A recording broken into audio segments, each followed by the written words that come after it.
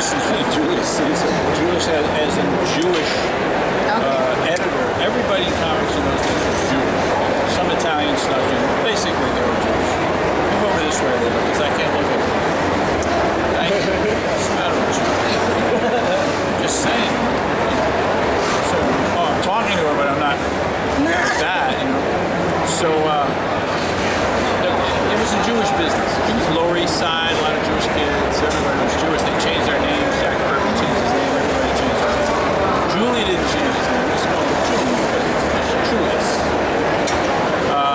Julius was a very thing about Jews in New York is that Jews have to be more liberal than anybody. Like if you say, well, I'm more liberal than you, you're not. No, in New York, Jews were practically socialists. You're a socialist, aren't you? You went to school. I went to school. Thank God. I'm so proud of you. Thank you. So liberals were not liberals in New York. Jews were very socialist. Constable closing in 5 minutes. Please make your way to the door. Thank you for coming to the Continue. Hey. Stop. Continue all weekend. I just came by to say bye. Really? Why are we doing this? Every time. Look. You don't care. You don't care. I understand. You don't care. Just butt in. See you next year. So anyway. So I go into Julie's office and I say, Julie, Green Lantern ought to have a guy to take over when he's in the hospital. Julie said, we already have that. We have this guy named Guy Gardner.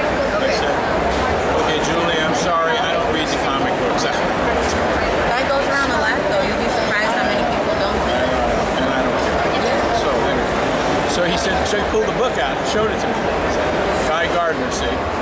So he's a white Anglo-Saxon, Protestant, Midwestern gym teacher. Right?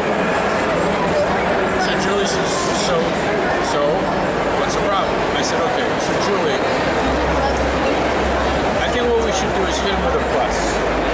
Oh, yes. Okay. Why do you want to hit him with a bus? Well, if you hit him with a bus, he gets like internal injuries. Lasts a long time. If you break his arm, he's back in a month.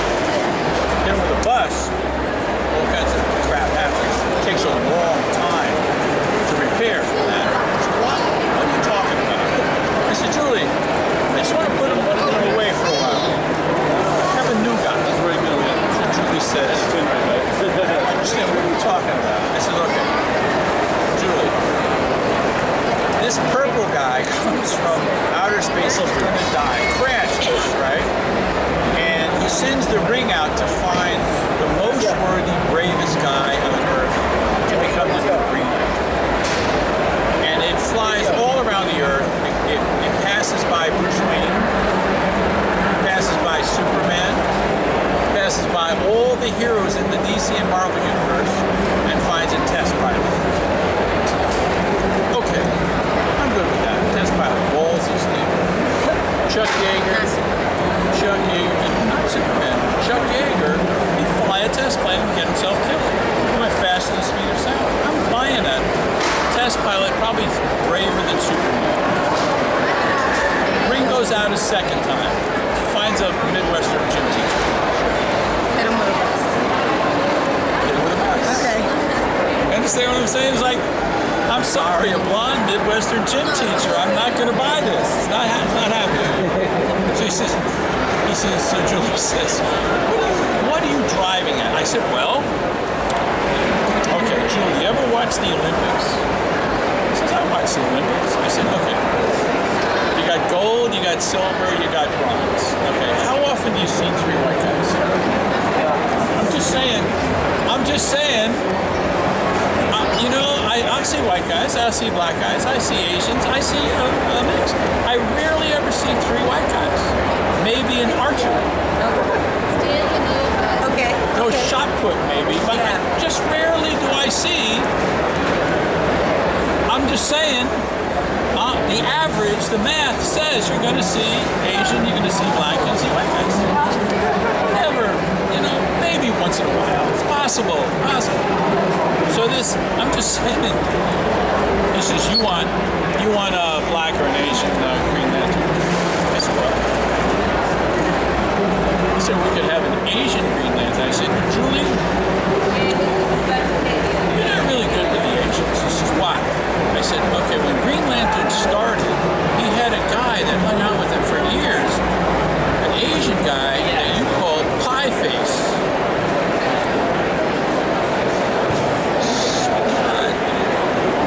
Pie Face. I'm sorry, Julie. So pretty much I have to finish the rest of the interview because I shot this in 2014 and I didn't know that my HTC One had, I don't know, shut off. I don't know if it was the cameraman's fault for like not checking if it was recording, but he goes on to tell Jules that, hey, you don't have a really good track record with Asians. Like, you can't just create an Asian guy and name him Pie Face. That's like naming him Chop Chop. So Jules says, so what do you want, a black Green Lantern? And he's like, yeah, I do. Jules says, hey, then you have to draw it. Neil says that's perfectly fine. However, he's not going to be a gangbanger. He's not going to be an African chief. You know, he's not going to be like any of those stereotypical things that are already being seen in like comic books and videos and movies and things like that. So Jules says, all right, whatever. So they get the script. The guy is an architect. He's a college graduate, and you know, he's a tough guy. He doesn't like mess. He doesn't take a lot of crap. So then as Neil is drawing him, he notices that when black people are being drawn, they're using khaki, and we've seen that, right? Like Storm is a khaki color, and he didn't want to do that. And he said that back then, when they were drawing, they used like markers, like very specific markers, and everyone had a color. So like, you know, like white people would be like red and white and things like that, and black people would be like khaki. So he decided to go a darker brown, but not like poop brown, because you know, that was like how they were also drawing black people. So you're either khaki or like you were the shade of poo. And he was like, you know, I didn't want to do that. I think that would be crazy. And he goes on. So after getting the script, the guy's name is Lincoln Washington.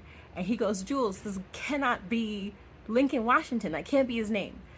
Jules says, I know a lot of guys with that name. Neil says, that's a slave name. There's no way we can name this guy Lincoln Washington. That doesn't make sense, which I totally agree. So he gives him the name John Stewart. So on top of that, he makes this dark-skinned guy. He removes his slave name, names him John Stewart, and then he goes on to draw him a darker shade. And Jules looks at him and he says, do you think that black people will be offended?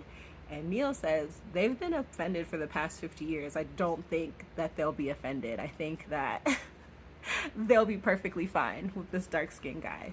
And he goes on to say that since he created John Stewart, these black men have come up to him crying at conventions because there is a relatable character who's like not a slave, who's not African chief, who's not a gangbanger. He's just college educated black guy who gets to help save the world.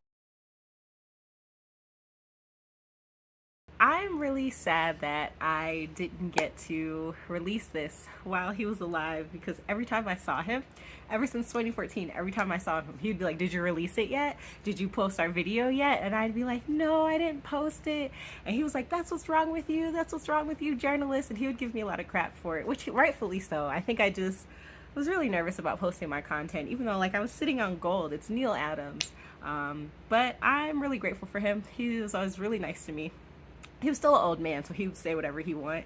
And you know, like he grew up in the South, so like his mouth was just like kind of wild, but you know, he was an advocate for like adding black people in the comic books, because like if he wasn't, he would just be wild, and I would be like, Neil, you can't say that. He'd be like, I can say whatever I want. And I was like, okay. So yeah, I just used to go to the conventions, and when I see him, I would like sit behind this table and we would like talk for a little bit. And he would like give me life advice, like talk about having a grandpa in the comic book industry. He was really wonderful. So this is definitely a tribute to him. Neil, I finally posted it. I'm sorry it took so long, and I'm sorry they couldn't see your charismatic storytelling, which I know they know you have. But yeah, thanks for watching.